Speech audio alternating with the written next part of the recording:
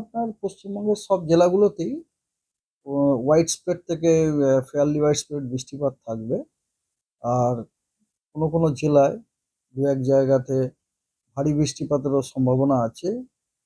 আর তার সাথে সাথে আপনার থান্ডারস্টর্ম উইথ লাইটনিং এরও সম্ভাবনা আছে। তো এই হচ্ছে ব্রডলি। আর এই বর্তমানে কয়েকটা ওয়েদার সিস্টেম আছে যেগুলোর জন্যই সেগুলো একটা হচ্ছে আপনার যে লো প্রেশারের কথাটা কালকে আপনাদেরকে আমি বলেছিলাম যে সাউথ বাংলাদেশে ছিল। সেই লো প্রেশারটা এখন আপনার একটু উত্তরের দিকে মুভ করেছে।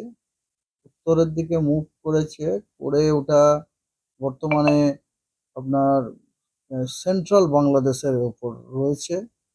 সেন্ট্রাল বাংলাদেশে রয়েছে ও তার জন্য যে সাইক্লোনিক সার্কুলেশন চক্রবাত ঘূর্ণাবর্ত যেটা সেটা তো রয়েছে।